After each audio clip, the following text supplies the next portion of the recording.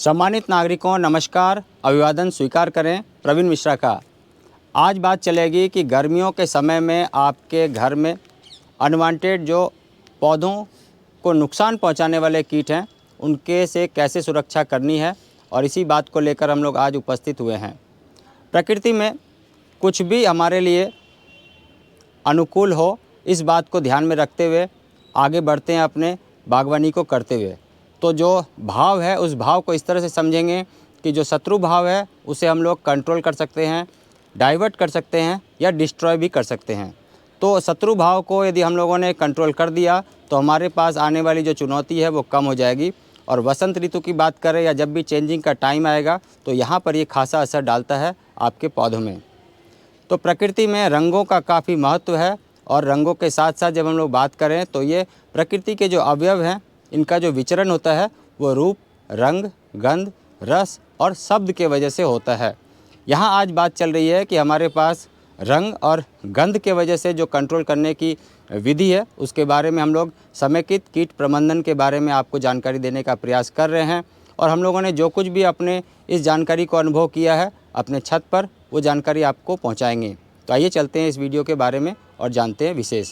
गर्मियों के समय में आपने अनुभव किया होगा कि आपके पौधों में, खास करके जो बेल वर्गीय पौधे हैं उनमें फूल बना, फूल के बाद छोटा सा फल बना, और फल बनने के बाद कोई कीड़ा आकर डंक मार देता है और वो पौधे लगे हुए ही फूल और फल ख़राब होने लगते हैं। तो इनको कंट्रोल करने का जो तरीका है वो हमारे पास होता है सबसे पहले कि आने वाले जो कीट हैं उनका प्रबंधन किया जाए और उनको कंट्रोल किया जाए।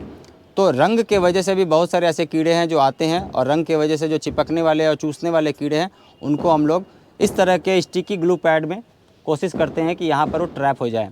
ये स्टिकी ग्लू पैड रंगों के महत्व को दर्शाता है। खास करके पीले कलर में बहुत सारे ऐसे अनवांटेड हमारे पास उड़ने वाले कीड़े आ जाते हैं और इसमें चिपक जाते हैं, जिससे कि हमारे पौधों की सुरक्षा हो जाती है।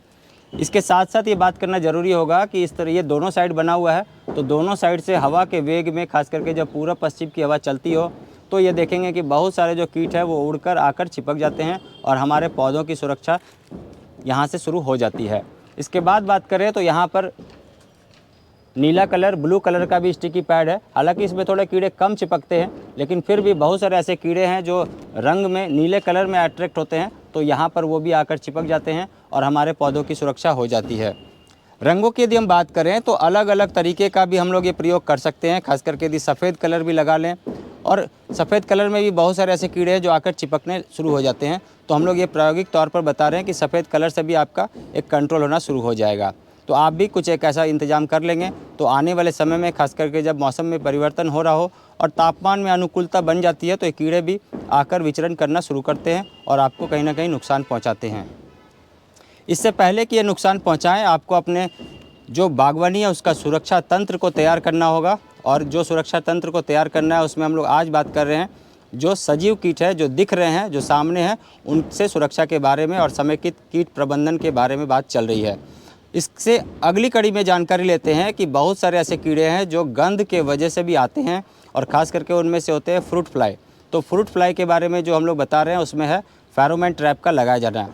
तो कुछ एक ऐसा डिवाइस होता है, और इस डिवाइस में आप देखेंगे कि बहुत सारे ऐसे फल मक्खी है जो आकर चिपक गई हैं। यहाँ पर एक गंध होता है, और इस गंध के वजह से यहाँ पर कीड़े आते हैं, और इस कीड़े के आने के बाद ही हमारा सुरक्षा तंत्र तैयार हो जाता है। आप देखेंगे कि ये एक टिकिया होगी, और इस टिकिया में फ्रैग्रेंस होता है, गंध होता है, और इस गंध के वजह से ही जो नर कीट है वो अट्रैक्ट होते हैं और इस पर ट्रैप हो जाते हैं। तो ऐसा ही कुछ सुरक्षा तंत्र आप तैयार कर सकते हैं, और ये लगाया जाना ज़रूरी होगा कि आप बहुत ज़्यादा ऊंचाई पर ना लगाएं।